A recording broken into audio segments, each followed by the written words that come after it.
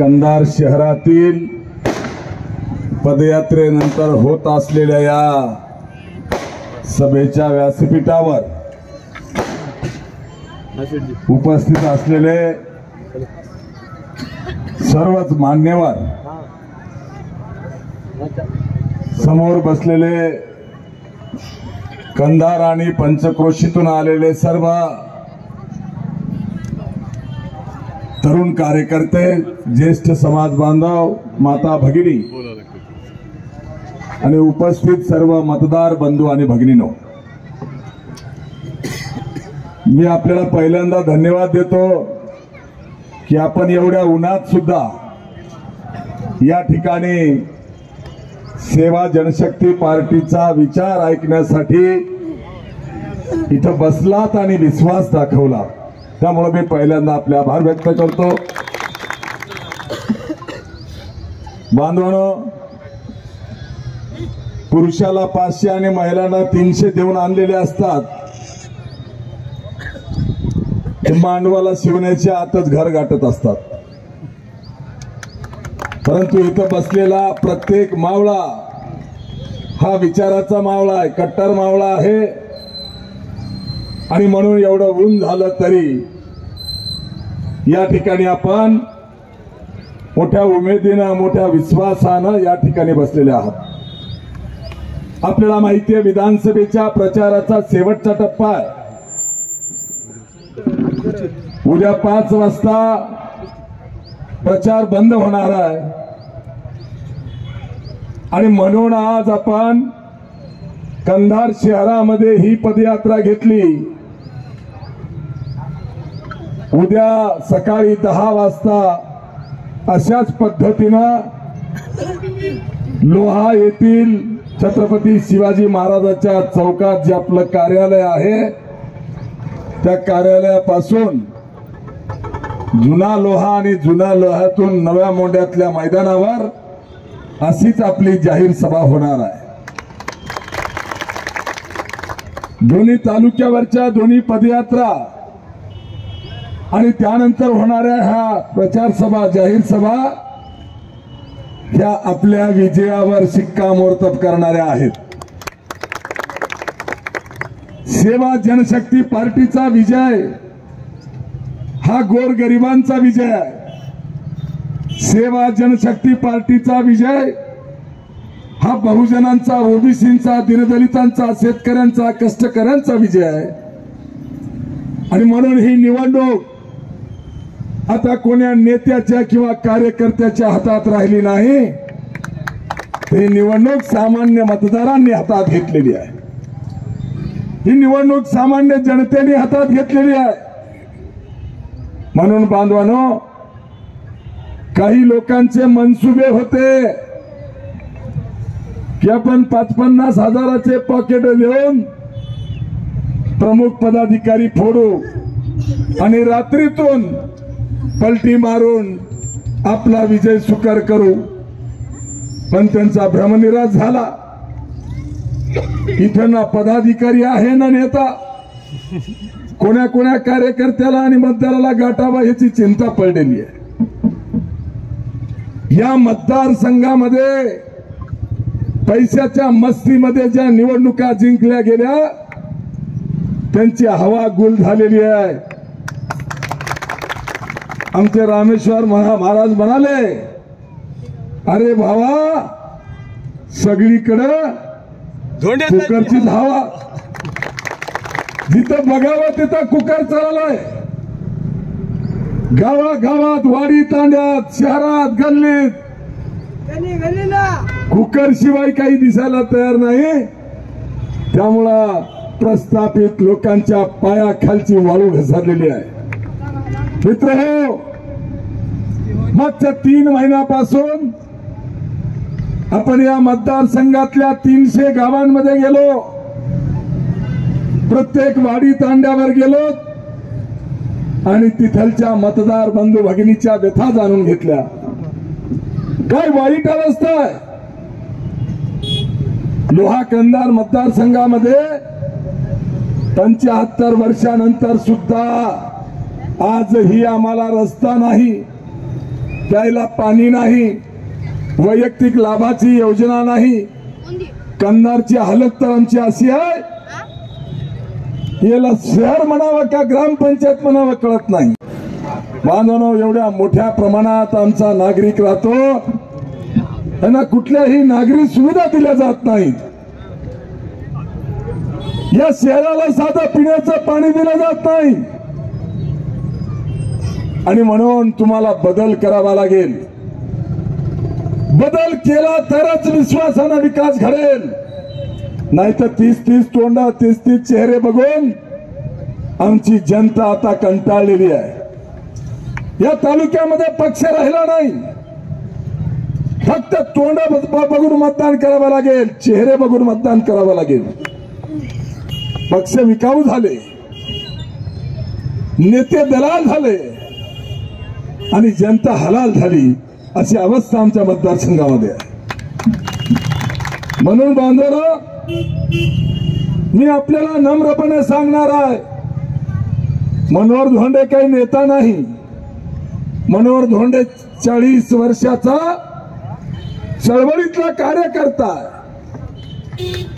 आणि चळवळ करताना आम्ही यश अपयशावर अवलंबून नाही, पैशाची मस्ती आमच्याकडे नाही, तर गोर गरिबाला, दीनदलिताला, ओबीसीला न्याय कसा मिळेल यासाठी गेली 40 वर्ष आम्ही काम करतो आहोत.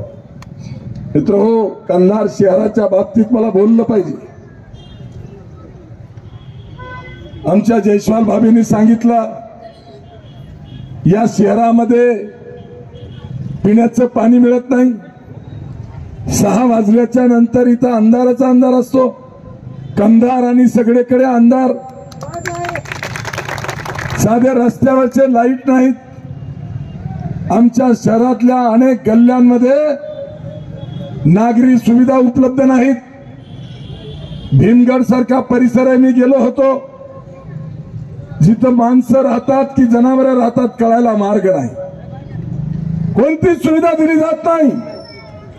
आणि गेली 20 वर्ष, 25 वर्ष आम्ही तुम्हाला सुविधा देऊ या थापा मारून या ठिकाणची लोक आमची मतं घेऊन गेली.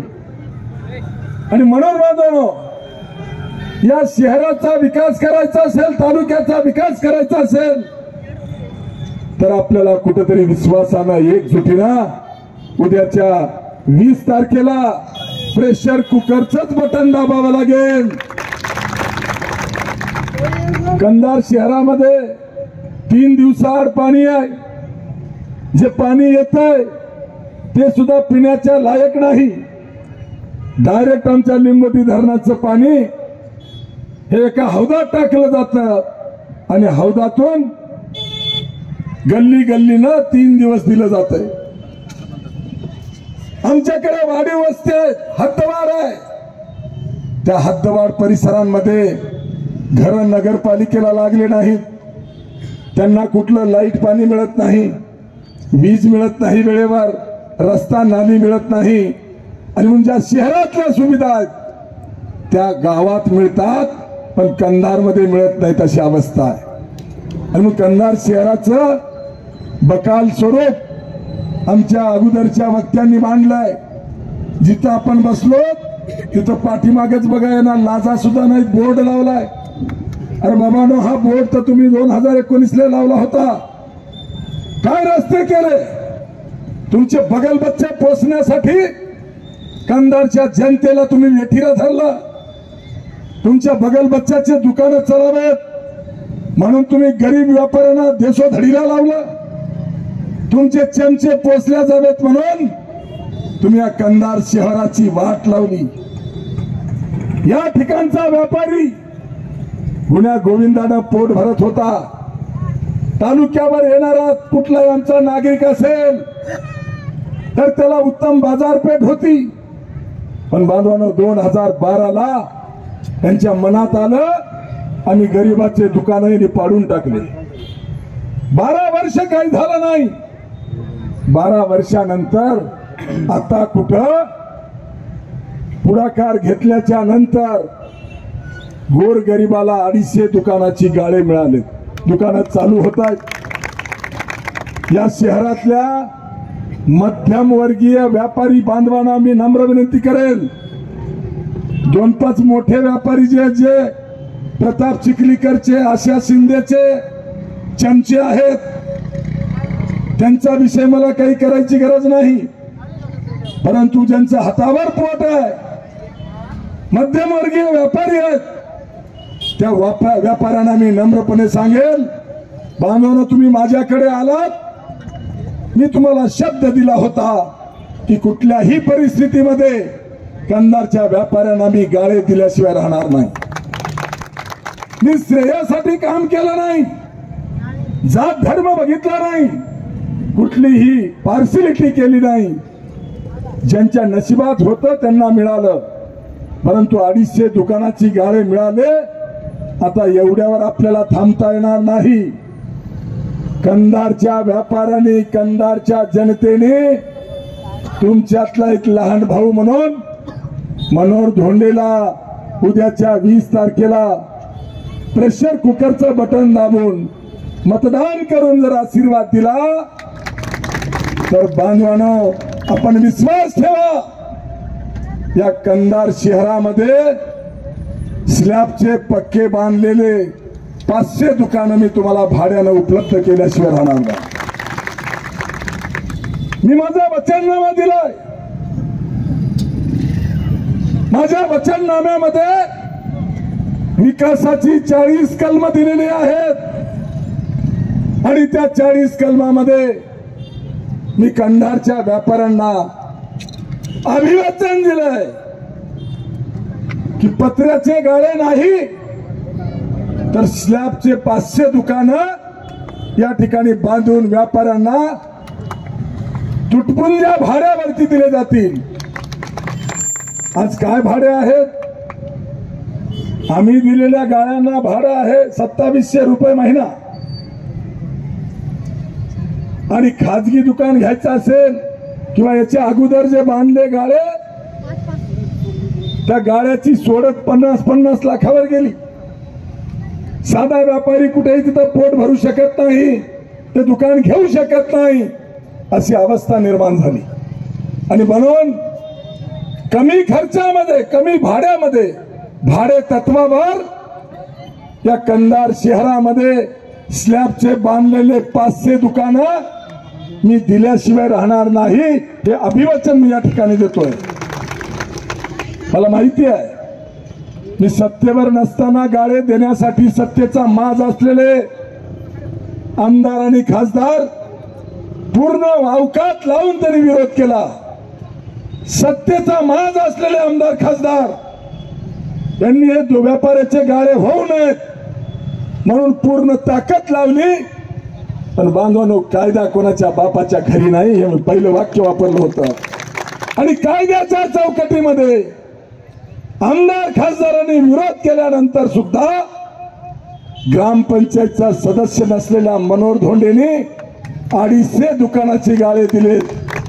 आणखी 150 गाळे द्यायचे होते, पण आचारसंहिता लागली. आणि म्हणून अर्धवट राहिलेलं जे काम आहे, त्या कंधार शहरातल्या व्यापाऱ्यांना पूर्णत्वास नेण्यासाठी मी वचनबद्ध आहे. वचननाम्यामध्ये मी दिलेलं आहे.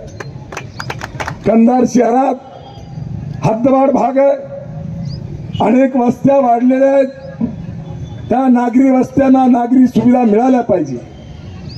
शहरामध्ये मुख्य रस्त्यावर लाईट नाही, MSCB वेळेवर काम करत नाही, नळाचं पाणी 3-3 दिवस येत नाही.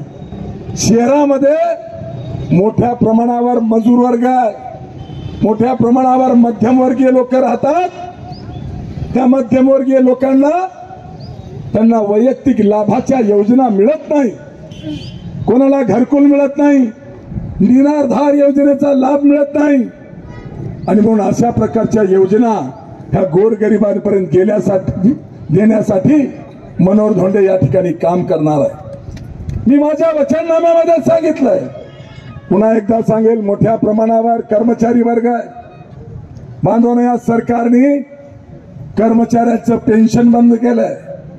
विधानसभेत कोणता आमदार बोलायला तयार नाही, कारण ते पक्षाच्या खुट्ट्याला बांधलेले आहेत. आता मी मोकळा आहे, कारण माझाच पक्ष आहे, झेंडा आहे आमचा आणि दांडा आहे आमचा, कोणाच्या परवानगीची गरज नाही. आणि म्हणून जे आमचे कर्मचारी आहेत त्यांना जुनी पेन्शन योजना लावण्यासाठी मनोहर धोंडे विधानसभा सभेमध्ये आवाज उठवल्याशिवाय राहणार नाही.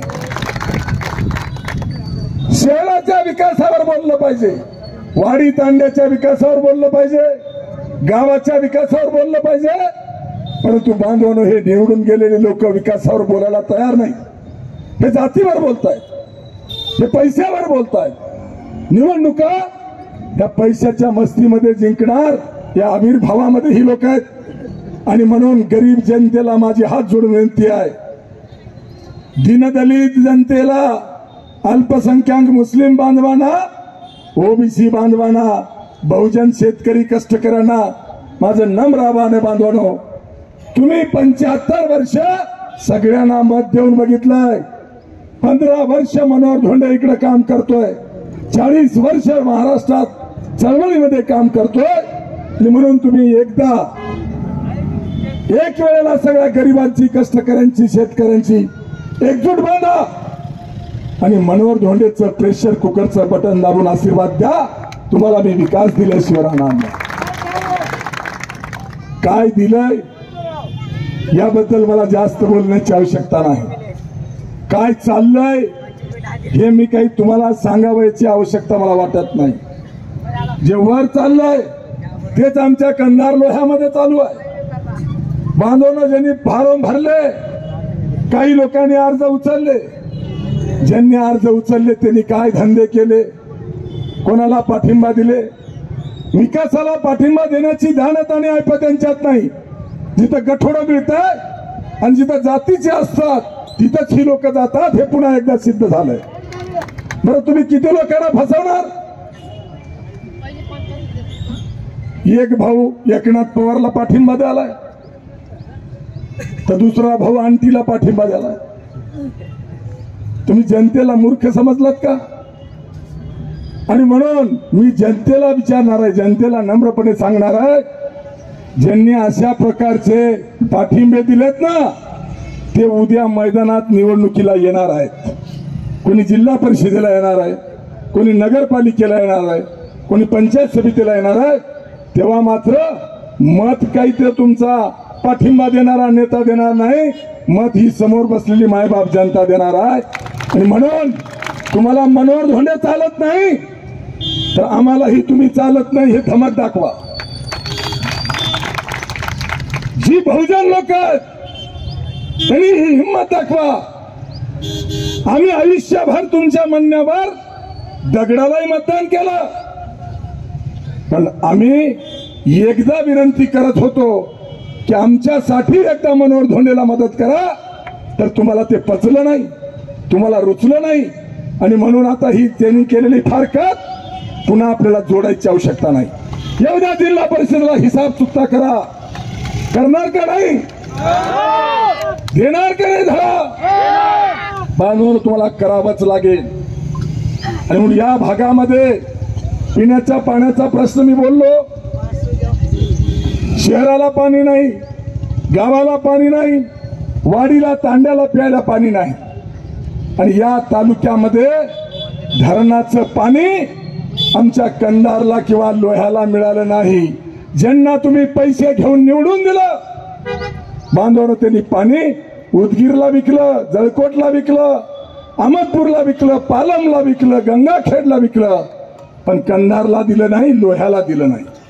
एवढंच नाही बांधवांनो, जनतेला वेठीला धरून यांनी त्या त्या भागात, त्या त्या गावात एक दोन बोके पोचलेत आणि त्या बोक्यांच्या माध्यमातून सगळ्या जनतेला वेठीला धरतायत. या बोक्यांना पोचण्यासाठी रोडचे टेंडर त्यांना दिले जातात, नळ योजनेचे टेंडर त्यांना दिले जातात, धरणावरचे मासा धरायचे टेंडर त्यांना दिले जातात. आणि म्हणून या टेंडर बहादरांना, या चमच्यांना अशा प्रकारच्या भ्रष्टाचारातून मिळालेल्या पैशाचा माज आलाय. मी अभिवचन देतोय, 40 कलमी विकास आराखडा मी दिलाय.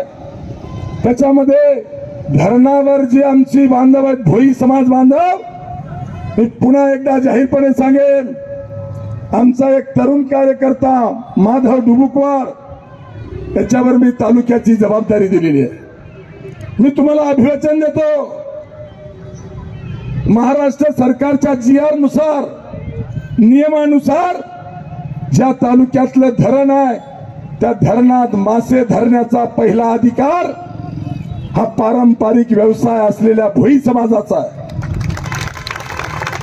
या मतदारसंघामध्ये 22,000 मतदान भोई समाजाचं आहे. साधी गोष्ट नाही.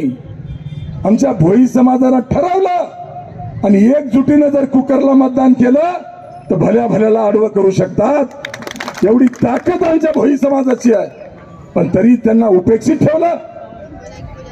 लिंगोटीचं धरण असेल का बारूळचं धरण असेल, बांधवानो, ही धरणं मासेमारी करण्यासाठी टेंडर यांनी यांच्या चमच्याला दिलं, बगलबच्च्याला दिलं. तर टेंडर दिलं तर दिलं, अरे मध्ये तुला पाण्यात उतरता येत नाही. पाण्यात उतरून जाळं टाकून मासे धरणारा हा आमचा जातिवंत भोई समाज आहे. त्यांना त्या पाण्यात उतरून मासे धरायला सुद्धा मजुरी देत नाही. बिहार मधून लोक आणतात आणि त्यांच्या माध्यमातून मासेमारी करत या ठिकाणावर आम्हाला वेठीला धरतात. म्हणून या दोन्ही तालुक्यातल्या भोई समाजाला मी आश्वासित करतोय, बांधवांनो, मी आपल्याला अभिवादन देतोय. 23 तारखेला विजयाचा झेंडा लागला ना लागला. दोन्ही तालुक्यातले सगळे धरणं या चमच्यांच्या पार्श्वभागावर लात मारून बाहेर हाकलणार आणि भोई समाजाला मासे धरायला देणार. हा माझा शब्द आहे तुम्हाला. या दोन्ही तालुक्यामध्ये वड समाज मोठ्या संख्येनं, बांधकाम करणारा, मजुरी करणारा वड समाजाची कोणीच दखल घेतली नाही. मोठ्या संख्येनं हा समाज राहतो. त्यांना मिळणाऱ्या शासकीय योजना ह्या वड समाजापर्यंत कधीच गेल्या नाही. आणि म्हणून गावागावात राहणारा जो वड समाज आहे तो आज एकजुटीनं मनोहर धोंडेच्या पाठीमागे आहे. त्यांना वाटतंय, विश्वासानं वाटतंय की आम्हाला 75 वर्ष काही मिळालं नाही, पण आता मात्र मनोहर धोंडे सर आम्हाला न्याय देतील. छोट्या छोट्या समाजाची लोक आहेत, ती माणसं नाहीत का? ती लोकशाही जगत नाहीत का? तुम्हाला जो अधिकार आहे मताचा तोच त्यांनाही आहे. तुमच्या मताची जी किंमत आहे तीच त्यांच्या मताची किंमत आहे. म्हणून या मतदारसंघात जे छोटे समाज आहेत, वैदू समाज असेल, गोसाई समाज असेल, वडार समाज असेल, यासारख्या अनेक समाजाची बांधव ही उपेक्षित राहिली. खास करून बौद्ध समाज, मातंग समाज, मुस्लिम समाज यांना सुद्धा न्याय मिळाला नाही. मित्रहो, खर तर लोहा आणि कंधारच्या मुस्लिमांनी त्या काळ्या मांजराला डोक्यावर घेऊन नाचले नाही असं नाही. त्यांना प्रत्येक निवडणुकीत कोणाही पक्षात गेलं तरी साथ दिली, मतदान केलं. त्याच्या बदल्यात काय मिळालं मुस्लिमांना, काय मिळालं दलितांना सांगा? फक्त वापर करून घेतला. आणि आज पुन्हा तुम्हाला भुरळ पाडण्यासाठी, तुमच्या डोळ्यात धुळफेक टाकण्यासाठी कमळाच्या फुलावर मुस्लिम समाज मतदान देणार नाही म्हणून घड्याळ बांधून आला. रे बाबा, एवढं मूर्ख समजतो का आम्हाला? घड्याळीला मत दिलं तरी ते महायुतीमध्ये देवेंद्र फडणवीसला जाणार आहे. जरी आम्ही घड्याळीला मत दिलं तरी ते महायुतीला जाणार आहे. आणि म्हणून या ठिकाणचा मुसलमान, जो सच्चा मुसलमान आहे, तो घड्याळीला मत देऊ शकत नाही. हीच अवस्था महाविकास आघाडीची आहे. बांधवांनो, महाविकास आघाडीमध्ये सुद्धा पुण्यावरून एक पार्सल आलंय. ते काही शिवसेनेचं नाही. तुम्हाला सगळ्यांना माहिती आहे ते शिवसेनेचं नाही. ते देवेंद्र फडणवीसला सांगून आलंय की मी लोह्यामध्ये जाऊन शिवसेनेतून निवडून येतो आणि निवडून आल्यावर तुमच्याकडेच येतो. आणि म्हणून ही फसवेगिरी चाललेली आहे. तुम्हाला विश्वासाने सांगतो, उद्याच्या 20 तारखेच्या नंतर हे पुण्याहून आलेलं पाखरू, एक चिमणी फिराली ना इकडे, पुण्याहून आलेली चिमणी ही पुण्याला परत जाणार आहे. आणि म्हणून आपल्याला ताकदीनं उभा टाकावं लागेल. या दोन्ही तालुक्यात 15 वर्ष मनोहर धोंडे बसून आहे. कोणाही गरीबाला अडचण आली, कोणाही शेतकऱ्याला कष्ट करायला जर या ठिकाणी अन्याय झाला तर मनोहर धोंडे तुमच्या पाठीशी उभा आहे. विकासावर मत मागा. मत मागायचं ना जनतेला. तुम्हाला जनतेने निवडून दिलं होतं, तुम्ही काय दिवे लावले हे सांगा आणि विकासासाठी मत मागा. जातीला मत मागू नका. नातेगोते जोडता, छत्रपतीचं नाव घेता, मराठ्यांचं बोलता आणि मराठ्याचं आरक्षण जेव्हा सभागृहात बोलायचं असतं तेव्हा मूग गिळून गप्प बसता. आणि सामान्य मराठा नाही लक्षात आलंय की हे फक्त बहुजन लोकांमध्ये कोंबड्याची झुंज लावावी असे लावतात. त्यांचे चाटू आणि चमचे त्यामध्ये वापरले जातात. बाचोटीतलं प्रकरण सुद्धा प्रताप चिखलीकरच्या मास्टर माइंड मधून घडलेली घटना आहे, घडून आणलेली घटना आहे. जो बहुजन समाज एकवटत होता तो एकवटू नये, त्यातला तुकडा बाजूला निघून जावा म्हणून ठिणगी टाकायची, दोन समाजात तेढ निर्माण करायचं, आग लावायची आणि त्याच्यावर आपली राजकीय पोळी भाजून सत्तेच्या खुर्चीवर जायचं. ही नीती प्रताप चिखलीकरांची होती, पण तीही उघड झाली. ते जमलं नाही. आणि म्हणून मी आपल्याला विनंती करणार आहे बांधवांनो, या भागामध्ये विकास घडवायचा आहे. कंधारला, लोह्याला खऱ्या अर्थानं शाश्वत विकास द्यायचा आहे. या ठिकाणच्या मजुराला, सुशिक्षित बेरोजगाराला त्याच्या हाताला काम द्यायचं आहे. तर तुमच्याकडे विकास आराखडा असला पाहिजे. अबुबाईंनी सांगितलं की मनोहर धोंडेचा 40 कलमी विकास आराखडा वचननाम्यामध्ये दिलेला आपण वाचा. पहिला कलम टाकले आम्ही आणि पहिल्या कलमामध्ये सांगितलंय, की आम्ही रेल्वे आणू. मनोहर धोंडे मुळे नांदेड लोहा मार्गे लातूर रोडला जाणारी रेल्वे 2011ला मंजूर झाली. हायकोर्टात जाऊन जनहित याचिकेच्या माध्यमातून आपण ही रेल्वे मंजूर केली. पण 13 वर्षामध्ये तुम्ही ज्याला निवडून दिलं त्या आमदारांनी त्याच्यावर ब्र शब्द काढला नाही. म्हणून मी लोहा कंधारच्या जनतेला आवाहन करेन, तुम्ही मनोहर धोंडेला एकदा संधी द्या. 5 वर्षाच्या काळामध्ये नांदेडून लोहा मार्गे 4-2 वेळेला बोलल्यानंतर प्रताप चिखलीकरने एका भाषणात उल्लेख केला, आम्ही सीताफळाचं केंद्र आणू. कशासोबत खातात ते पण माहिती नाही. मी सांगितलं सीताफळ प्रोसेसिंग प्लांट, सीताफळ प्रक्रिया केंद्र या नावाचा कारखाना कैलासवासी केशवरावजी धोंडगे साहेबांनी फुलवळमध्ये निर्माण केलेल्या MIDC मध्ये हा कारखाना आम्ही आणू. आणि हा कारखाना जर आणला तर कारखान्यात काम करणारे 1500 तरुण आणि त्याला कच्चा माल सीताफळ माळावरचे तोडून पिकू घालून विकणारे किमान 10,000 मजूर स्वतःचा संसार चालू शकतील. किमान 15,000 लोकांना त्याच्या हाताला काम मिळेल. आणि अशा प्रकारचा या तालुक्यात रोजगार निर्माण करणारा कारखाना, फुकटची महारांची सीताफळं, त्याला कुठलंही भांडवल लागत नाही, अशा प्रकारच्या सीताफळाच्या प्रक्रियेचा कारखाना या ठिकाणी आणण्याचं मी अभिवचन दिलंय. माणसं काही स्वतःला कारखानदार समजतात. पुण्यामध्ये मजुरी करायला कारखान्यात गेलेला एकनाथ पवार आता स्वतःला कारखानदार समजतोय. कृपा करून त्याला फार गडगंज पैसेवाला आहे म्हणून भुलू नका. त्यांनी जो पैसा जमा केलाय तो गरिबाचं रक्त पिऊन जमा केलाय. तो एका TCS कंपनीमध्ये म्हणजे टाटा कंपनीमध्ये तो कामगार होता. परंतु भाजपमध्ये गेल्याच्या नंतर त्यांनी लेबर कॉन्ट्रॅक्टरचं लायसन काढलं. जसं रोडचा कॉन्ट्रॅक्टर आहे, नळपाण्याच्या कामाचा कॉन्ट्रॅक्टर आहे, लाईटच्या कामाचा कॉन्ट्रॅक्टर आहे, तसं कंपन्यामध्ये लेबर पुरवणारा कॉन्ट्रॅक्टर म्हणजे एकनाथ पवार आहे. फार मोठा आहे असं समजू नका. आणि जेव्हा ज्या कंपनीला समजा 100 मुलं कामगार लागत असतील तर ते टेंडर काढतात आणि टेंडर ह्याला मिळतं. बांधवांनो, हे 100 मुलं तिथं घेऊन जातं हे सांगायला मी 50,000 तरुणांना काम दिलं। हे सांगायला मी 50,000 लोकांना रोजगार दिला, मजुरीवर येऊ शकत नाही, कारण ते भ्रष्ट आहेत, त्यांना नीतिमत्ता नाही, त्यांना निष्ठा नाही। हे सगळे दल बदलू आहेत। सरडा तरी कमी रंग बदलल, सरडा 7 वेळेला रंग बदलतोय, प्रताप चिखलीकरांनी 8 पक्ष बदललेत। हा सरड्याचा बाप निघाला की नाही सांगा?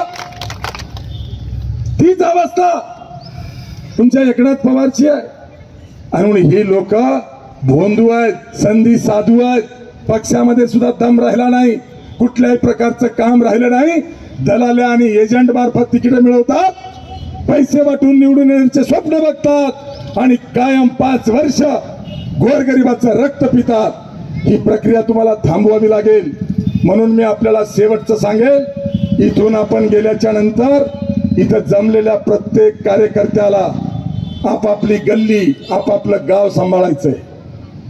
उद्या 5 वाजता प्रचार संपणार आहे आणि म्हणून उद्या अशाच पद्धतीनं सकाळी 10 या वेळेवर आपण लोह्याच्या संपर्क कार्यालयावर एकत्र होणार आहोत आणि तिथून अशीच पायी यात्रा निघणार आहे। लोहा शहरामध्ये प्रचंड मोठी पायी यात्रा निघाल्यानंतर लोह्यातल्या मोंढा मैदानावर आपली सभा होणार आहे। ती शेवटची सभा असेल। सभा संपल्याच्या नंतर आपल्या 338 बूथचे जे बूथ प्रमुख आहेत त्यांची आपण एक बैठक ठेवलेली आहे। त्या बैठकीमध्ये त्यांना सूचना दिल्या जातील। त्या सगळ्या कार्यकर्त्यांना सूचना दिल्यानंतर उद्या 5 वाजल्यापासून माझी आपल्याला विनंती असेल, जसं शेतकरी शेतावर आपली रास किंवा खळं राखतो, तसा आता ही गोरगरीब जनतेच्या मताची रास तुम्हाला 2 दिवस राखावी लागणार आहे।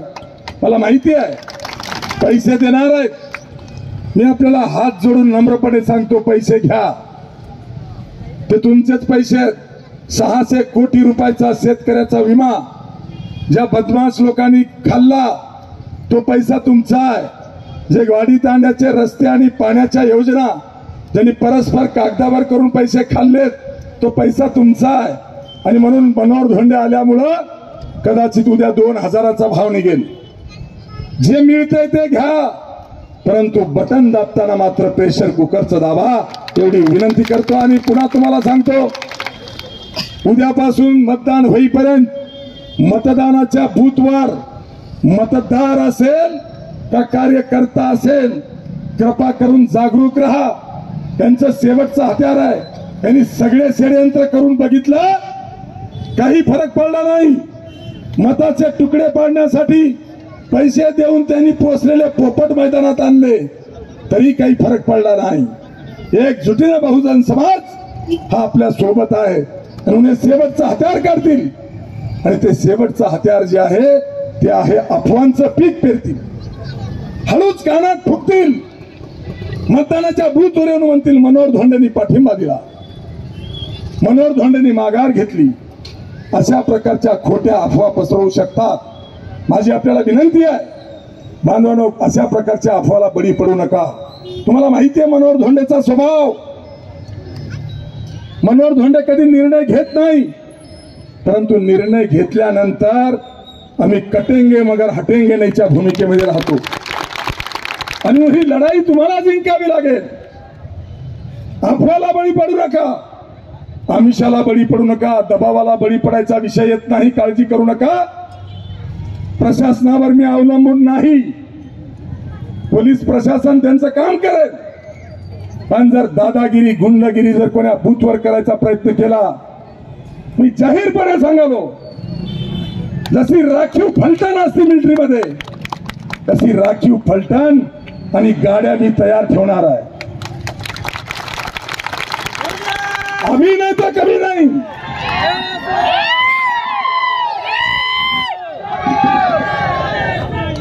आम्ही काही पंगू नाही आणि म्हणून कुठल्याही गोरगरिबावर अन्याय होऊ देणार नाही, कोणी गरीबाला धमकी देऊ देणार नाही।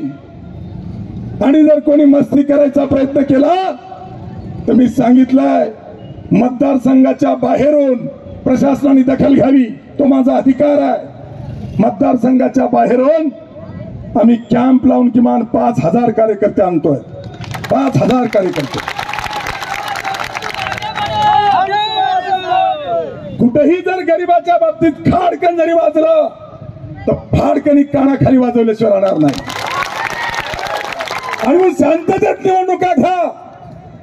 प्रत्येक गरिबाला मतदान करण्याचा अधिकार द्या. त्यांना दहशतीत ठेवू नका, भीती दाखवू नका. तर आम्ही पण शांत राहू. आम्हाला कायद्याची लाज ठेवायची आहे, कायद्याची बूज ठेवायची आहे. पण जर कोणी पार्सिलिटी केली, प्रशासनानं पार्सिलिटी केली आणि कोण्या पाटलांना बूथवर जर दादागिरी केली तर पंचनामे करायचं काम तुम्हाला मी दिल्याशिवाय राहणार नाही. काय काळजी करू नका.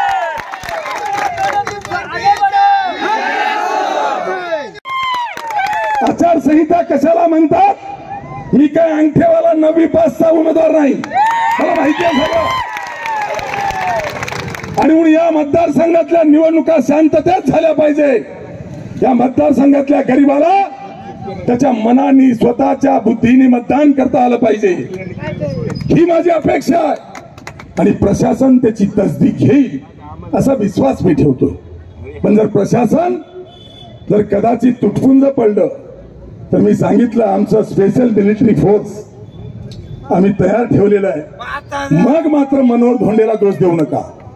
मग मात्र मनोहर धोंडेला म्हणू नका निवडणुका गेल्या चुलीत, हिसाब जागेवर करू आम्ही. आणि म्हणून अफवा पसरायच्या नाही, भीती दाखवायची नाही. पैसे द्या, घ्यायला तयार आहे आम्ही. घ्यायला तयार आहे की नाही तुम्ही? पैसे जेवढे घ्यायचे तेवढे घ्या.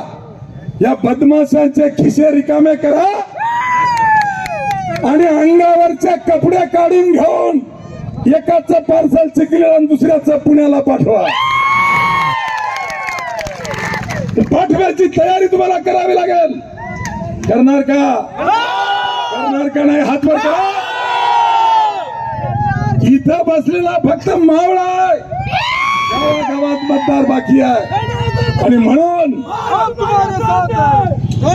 बांधवांनो, मतदानाच्या माध्यमातून परमपूज्य डॉक्टर बाबासाहेब आंबेडकरांनी आपल्याला दिलेला मताचा अधिकार जो आहे तो मुक्तपणे आम्हाला वापर करता आला पाहिजे. कोणाचे दडपण असता कामा नये, कोणीही नियम तोडता कामा नये. जर मोठा आहे म्हणून नियम तोडत असेल, जर मोठा आहे म्हणून प्रशासन बरोबर आहे ना?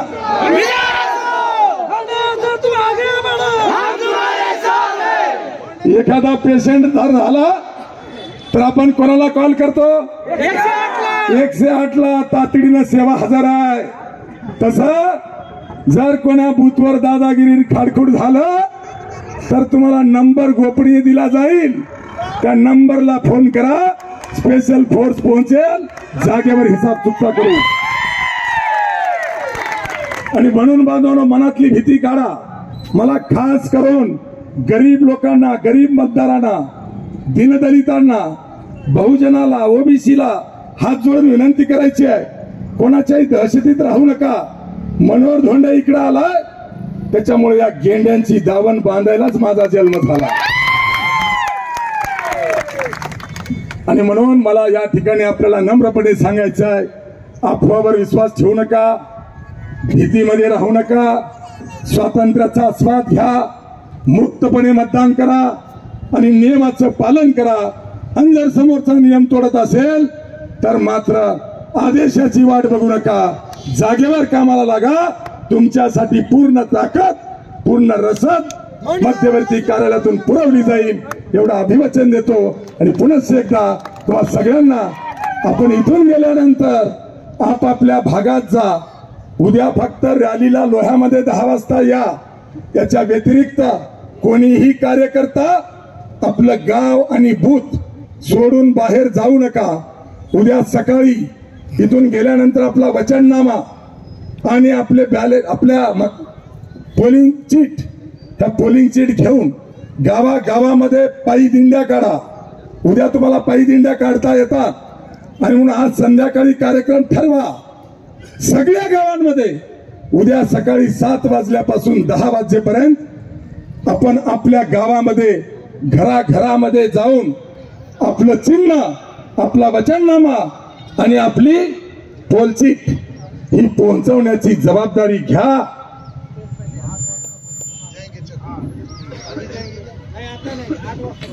आता हे सांगितले मी, त्याच्यामुळे काही आवश्यक तुमच्या अफवावर विश्वास ठेवणार आहे का?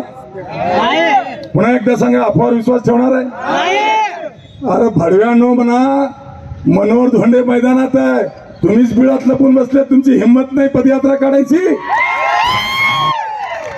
तुम्हीच गल्ली गल्ली ना दारा दारात फिरता आहात, चोर जसे हिंडतात तसं तुम्ही हिंडता आहात। आणि म्हणून मी आपल्याला सांगेन, मनोहर धोंडेची लढाई उद्याच्या 20 आता सगळे एकत्र आहेत। महाविकास आघाडीचा उमेदवार असेल, महायुतीचा उमेदवार असेल का अंटी असेल, त्यांना पाठिंबा देणारे असतील, मग धोंडगे असतील, चव्हाण असं सांगणार आहेत। झालं की नाही? मागच्या निवडणुकीत 2019च्या निवडणुकीत काय झालं? महायुतीकडून मुक्तेश्वर धोंडगे, महाविकास आघाडीकडून डोकं नसलेला श्याम शिंदे, आणि शेवटच्या दिवशी प्रताप चिखलीकरच्या मध्यस्थीनं दोघं एक झाले, आणि ज्याचं थोबाड बघितलं नव्हतं तो श्याम शिंदे 15 दिवसात आमदार झाला। झाला की नाही सांगा? ही मॅच फिक्सिंग आहे। मागच्या निवडणुकीमध्ये सुद्धा यांनी मॅच फिक्सिंग केली होती, उद्या 20 तारखेला सुद्धा हे मॅच फिक्सिंग करणार आहेत।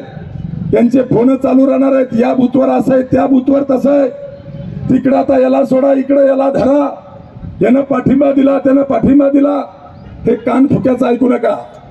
आणि म्हणून तुमचा विश्वास तुमच्यावर, तुमचा विश्वास तुमच्या नेत्यावर, तुमचा विश्वास तुमच्या चिन्हावर ठेवा। आणि उद्याच्या 20 तारखेला मनोहर धोंडेला हरवण्यासाठी या निवडणुकीतले 3ही उमेदवार आणि त्या 3ही उमेदवाराला पाठिंबा देणारे बगलबच्चे हे सगळे एकत्र माझ्या विरोधात येणार आहेत। मला विश्वास आहे, यांनी कितीही जरी आटापिटा केला, आता जनतेची ही वादळ उठलेला आहे, सामान्य गोरगरीब जनता उभा टाकलेली आहे। या वादळामध्ये त्यांना पाला पाचोळ्यासारखं उडून जावं लागेल। ती ताकद बांधून उद्या तुम्हाला 20 तारखेला झुंडीच्या झुंडी प्रेशर कुकरचं बटन दाबायला बूथवर घेऊन जाण्याची तयारी करा। 23 ला